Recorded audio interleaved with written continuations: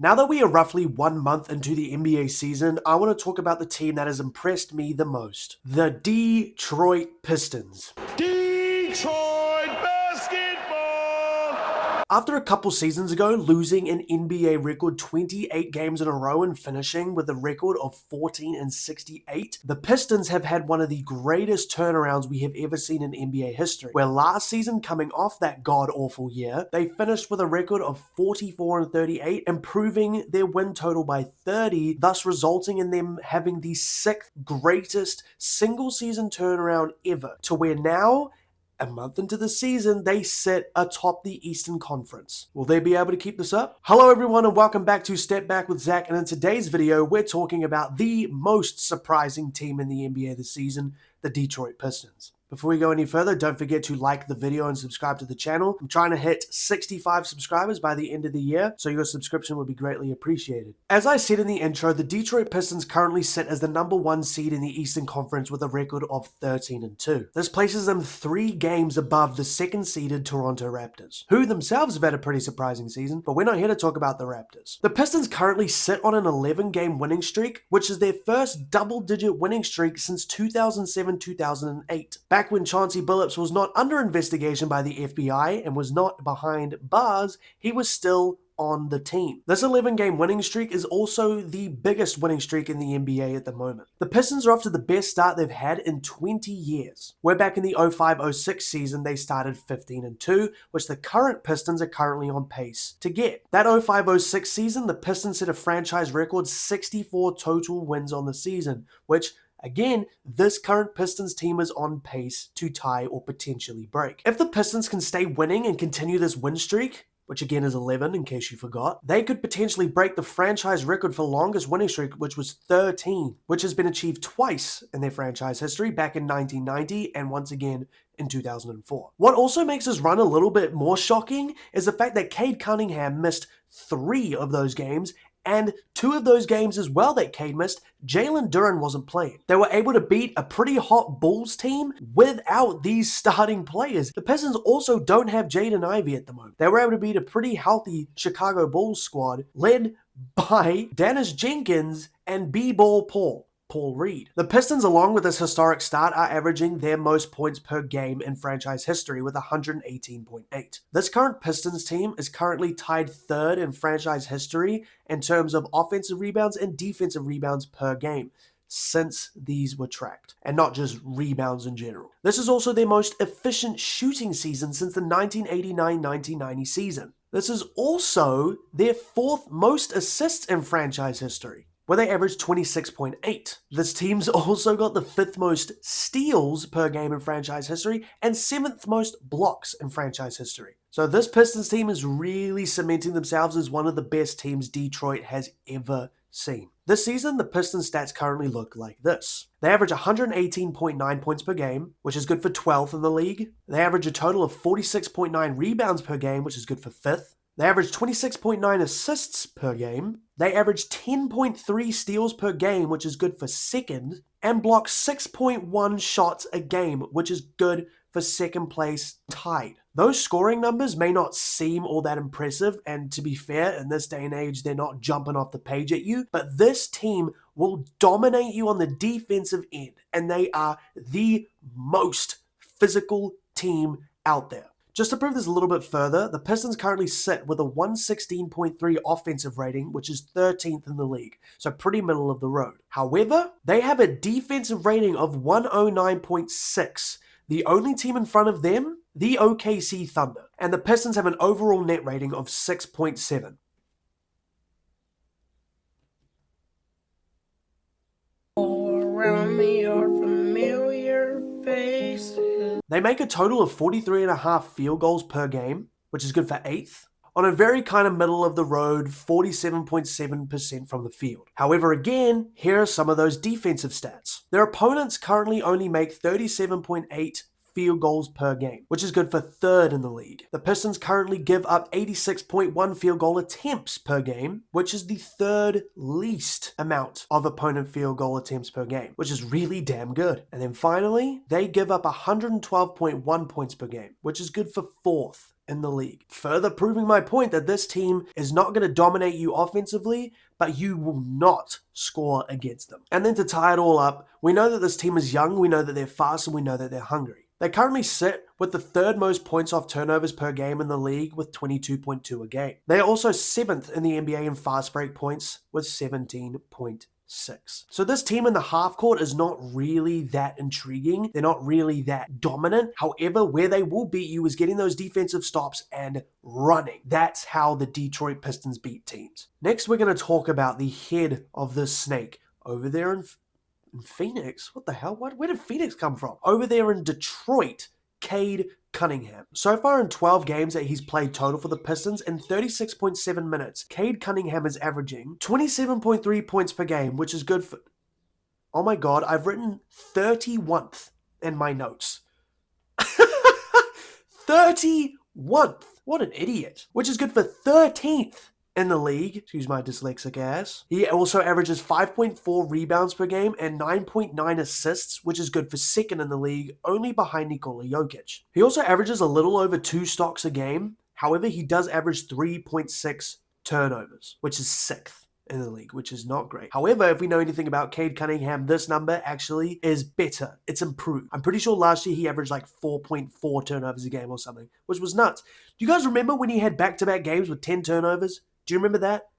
That was fucked. Anyway, Cade Cunningham is not really someone that, again, just like the team in general, I believe, is not going to wow you with how efficiently he scores the ball. He currently sits with a pretty underwhelming 43.6% field goal percentage and a pretty bad 27.5% three-point field goal percentage. Which again, like I said, these numbers are not great. But keep in mind, he does score over 27 points a game. He shoots 81.1% from the free throw line, however, which is good. And has an overall true shooting of 53.5%, which is around league average. So the fact that this Pistons team is winning all these games and Cade Cunningham is still getting over 27 a game with these type of scoring numbers just goes to show you how good this Pistons team is. Cade does sit with a 6.8 positive plus minus, with an offensive rating of 117.8, along with a defensive rating of 109.8 for an overall net rating of 7.9. What Cade Cunningham is really, really good at doing, however, is scoring in the fourth quarter. This man is Mr. Fourth Quarter this season, where he leads the NBA in fourth quarter points per game with 11.2, and for total fourth quarter points, where he currently has 123 points in the fourth quarter of the entire season so far, on a very good 53.8% from the field. In the game he played before the last one, so he played the Hawks recently, but the game before that, before he went out for a few games with his injury, he played the Washington Wizards, where he put up an insane 46.12 rebound, 11 assists, 5 steals, and 2 blocks, triple-double, winning, I believe, 137 to 135 in overtime. He also only had 2 turnovers. So with the amount of minutes that he played in that game, only having 2 turnovers, having only 2 turnovers for Cade Cunningham is very impressive. Now that stat line looks pretty good. However, he shot 14 for 45 from the field, which sets a new NBA record, 31 missed shots. I'm pretty sure this was the number I've heard this somewhere. If he was to make every single shot that he attempted, he would have scored 119 points in that game. But in this game, 46 points on 43.5% true shooting. Hey, you gotta do what you gotta do to win, man. When you're the superstar, you shoot as many damn shots as you need to do to get the team to win. And when CJ McCollum also puts up a 40 ball, you just gotta keep shooting that bitch. Let it fly, Cade. Hey, it worked. They won. Like I had previously mentioned, yes, Cade Cunningham is not that efficient at scoring. However, what he is still really good at doing is creating gravity and being one of the best offensive playmakers in the league. Whereas I said he's currently 2nd in the league in playmaking, or assists rather. However, being 6'6" with an ungodly wingspan as well, he is one of the best computer minds on the court at all times. He has so much gravity. Defenders will always go towards him, and he is always really good at finding the open players. He's really good at running those pick and rolls with Jalen Duren as well, creating easy offense for Duren. One thing I did also forget to mention about Cade and his efficiency is that in the 12 games that he's played, he's only shot above 50% 3 times. Crazy. But man, shout out Cade Cunningham, definitely a top 3 player out east. He may even be 2nd best. I have seen some conversation of people saying that Cade Cunningham is the best player in the East? Listen here, you knobheads. Giannis plays in the East. Remember that. There's a tough debate right now between Cade and Donovan Mitchell. I'd still have Donovan Mitchell just slightly above Cade. However, Cade Cunningham does make a really strong case for the second best player out East. Alongside Cade Cunningham, the general manager of this team has been able to put some really, really good supporting pieces around him. Jalen Duren has been on all-star trajectory so far this season, and he's played absolutely incredibly. I talked about him in my top 5 breakout players of the season video, so I'm not going to go too much into his statistical stuff, because I did it in that video. If you're curious about what I think about Jalen Duren, go and watch that one. However, Jalen Duren has completely changed his game. This is the best we've ever seen him look, and it's probably the best defensively I've ever seen him look as well. But moving on to Isaiah Stewart, or Beef Stew, I'm going to be honest, I never really liked Isaiah Stewart. Not because of his basketball ability, but just because I don't like those dickhead kind of players out there on the court, like a Draymond Green or like a Dylan Brooks. However, I've really grown to like him this season. He has been a monster on defense. And as we know, he is one of the best enforcers in the NBA as well. No one wants to mess with Isaiah Stewart. You get hit on the back, you don't know who it was, you turn around ready to swing and you see Isaiah Stewart, you back the fuck up immediately. You want nothing to do with that guy because you know he's going to take your head off. Beef Stew averages 2 blocks a game and has a defensive rating of 109.8, while also shooting just under 39% from 3 this season. Isaiah Stewart has been a huge bright spot, and when installing him into the starting lineup and replacement of Tobias Harris, who's injured, he's done great things. He really has. Duncan Robinson, who was signed to this team from the Miami Heat this offseason, has been a really good fit. He's seemed to fit in seamlessly, slotting right into that Malik Beasley role. Always seems to know where to be on offense, shooting 41.6% from 3 this season, and has just shot the lights out. And he's also developed into somewhat of a good defender as well. In this system, in this culture, Duncan Robinson's looked to be a pretty decent two-way player so far. Asor Thompson is one of my favorite players in the league, along with his brother Amin, simply because these dudes are the most freak athletes you will probably ever see in your life. Asor Thompson is easily one of the best, if not the best, perimeter defender in the NBA today. He averages just shy of 2 steals a game and just under a block a game. However, you cannot outrun this dude. You cannot outjump this dude. The amount of rebounds I see where he jumps way too early, but he just floats up there and is still able to corral the rebound, is able to contest these big men for rebounds and blocks, is nuts. Absolutely nuts. If you've never watched Asor Thompson or Amin Thompson, I would totally suggest that you do, because these dudes do stuff that no one else can do. Freak athletes, man. Absolute freak athletes. Ron Holland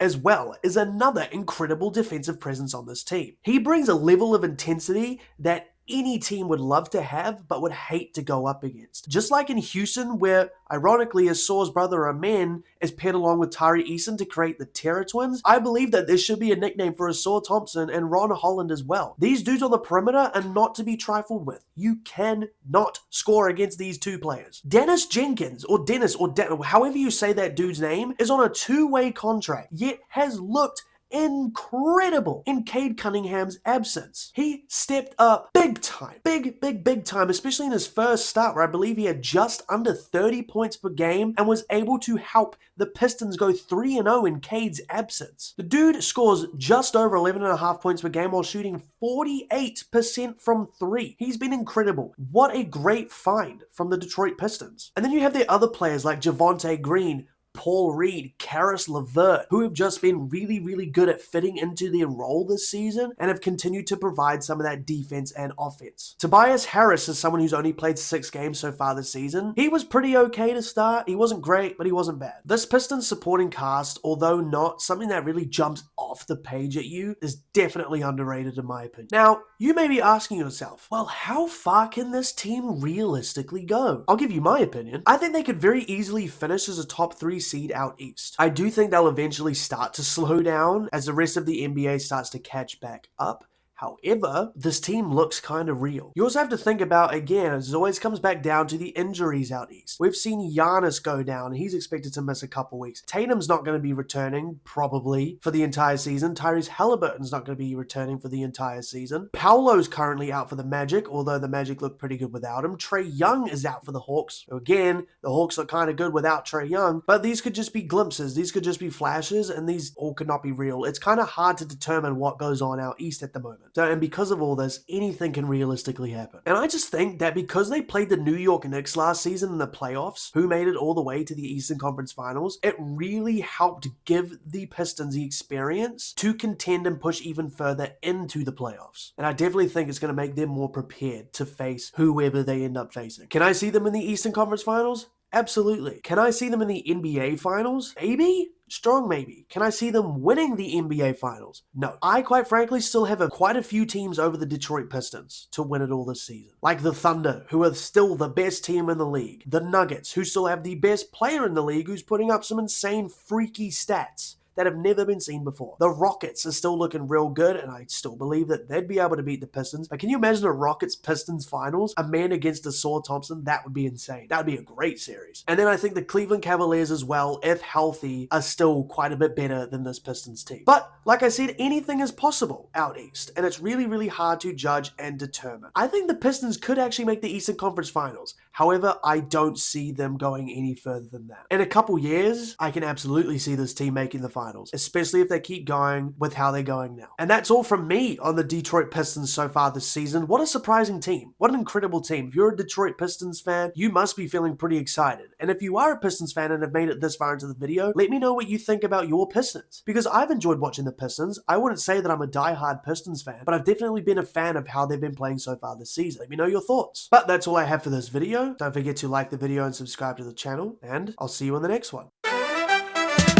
Rolling slow, yeah.